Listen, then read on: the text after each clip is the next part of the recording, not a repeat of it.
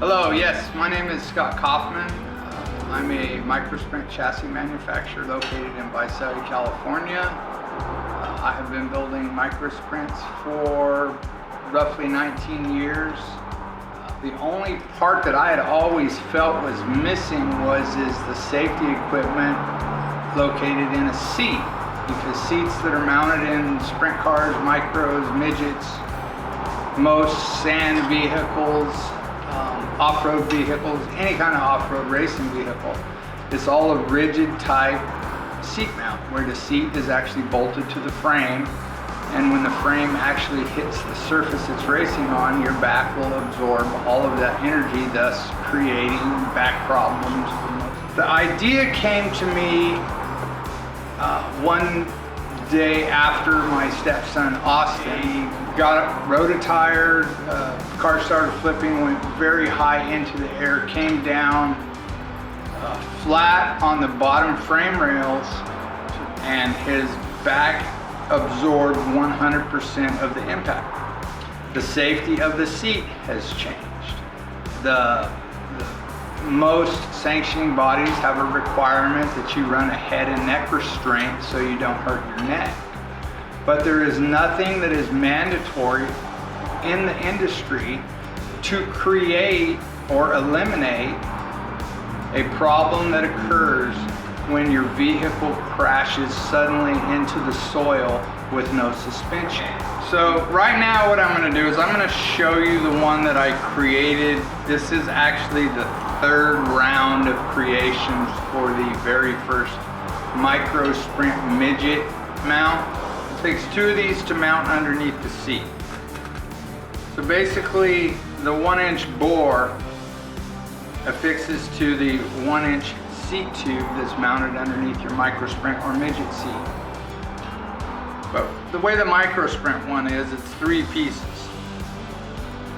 It's a top housing, it's a bottom housing, and it's a bottom cap.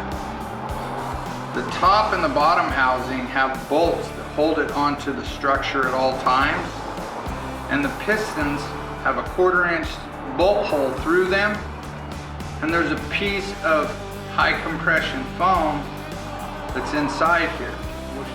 This is our new style back piece. What it is it again is a 1-inch bore. It has a sliding T-bracket in it that is tapped with a 3/8 bolt. And this will work on about 65% of all microsprints.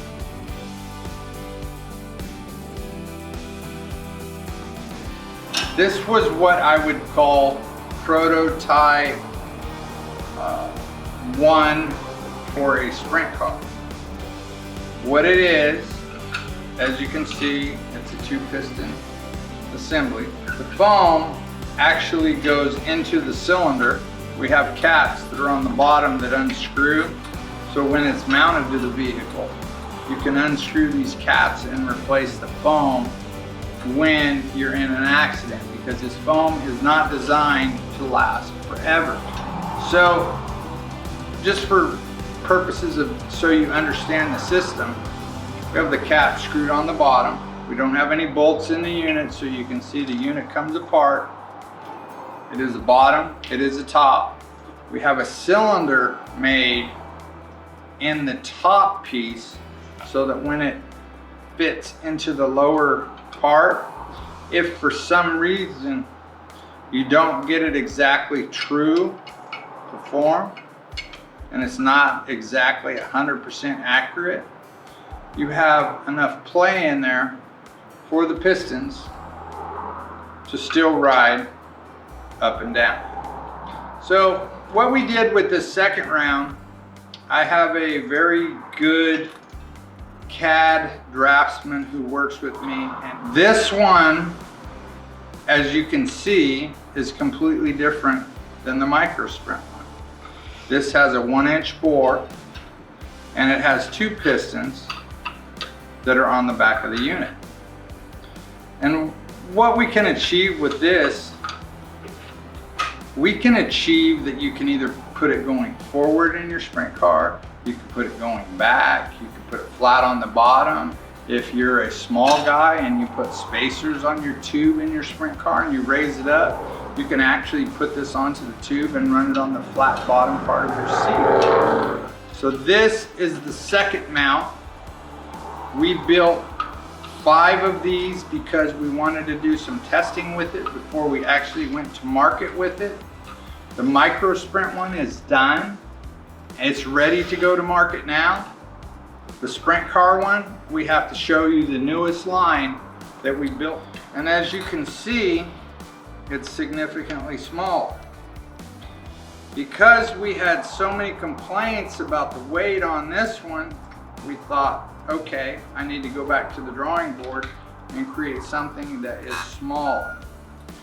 When I created this one, I tried to take out a row of bolts, which I was able to achieve.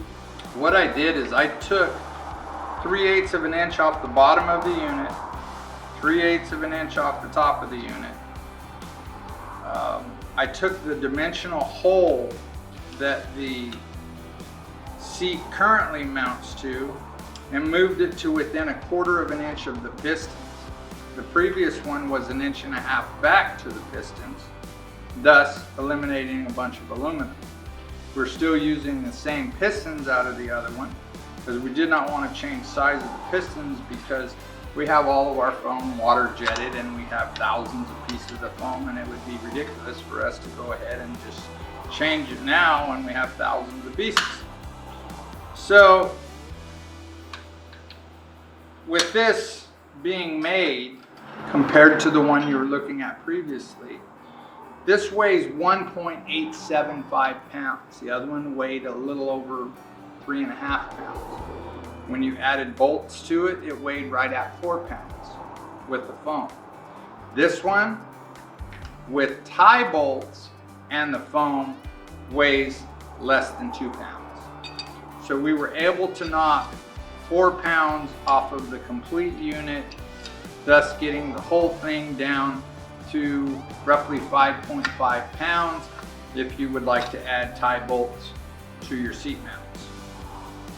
The last thing that I want to show you is, as you can see, when we made the back piece, this is what I would call the 4th generation.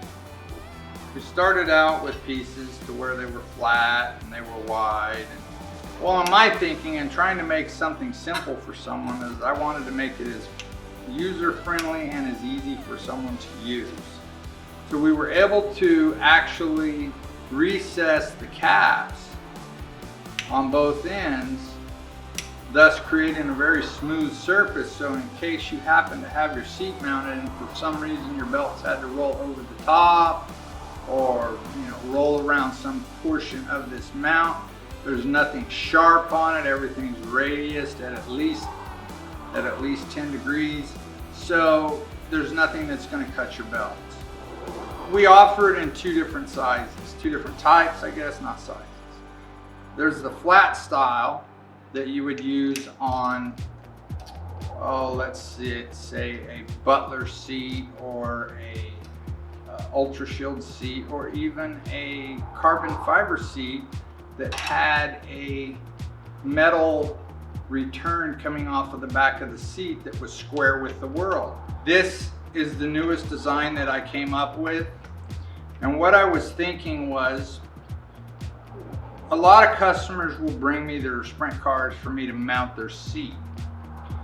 And the one problem that I have found is, again, there's no consistency in sprint car manufacturing at all. Some guys put the A-frame tube straight, some guys put them at 10 degrees and a bend in the center, some 15, some of them move the A-frames back. There's no consistency. Everybody that builds a sprint car thinks their idea is the greatest, and that's just what they build. So what I had to do is think about, how can I come up with something that will actually move ever so slightly? So what I did is I came up with an idea to create what they call a gimbal. And all a gimbal is it's something that articulates inside of something that allows it to move at multiple different degrees. This is the first gimbal that we've tried it on.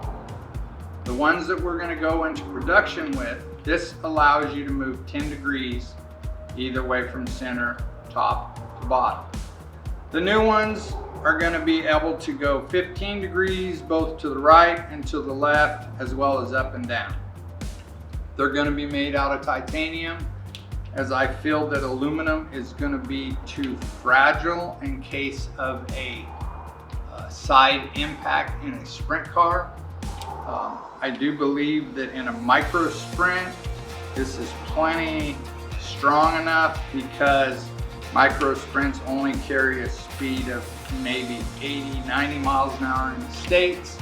Australia, they get a little crazy and they probably go well up over 100, 120 miles an hour. Those vehicles will be required to have a titanium gimbal with a titanium T-slot. All sprint cars will have a titanium gimbal and a titanium T-slot unless they're able to use the square slot.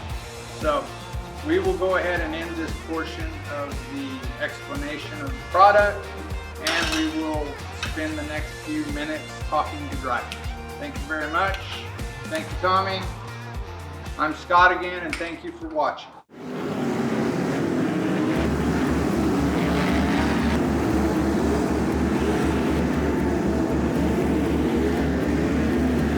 What does it feel like?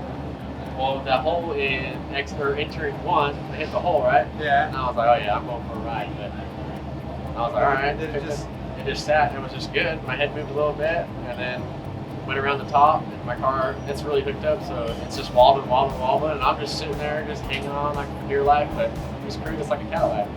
Does it seem to you like when you hit the bumps and the ruts, you would normally get tired, and now it takes the fatigue out of the usually car? 10 laps in the heat race, and it's hooked up like that.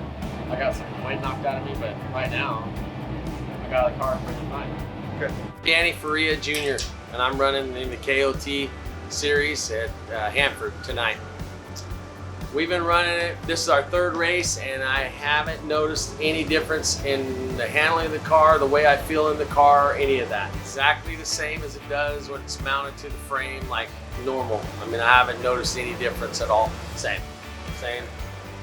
It's I mean, I hope, you hope you never have to even worry about using it, but when you do, it's there. Your safety of your back is very important, and I've been wondering how we were going to be able to make this happen, and obviously you guys are doing it now.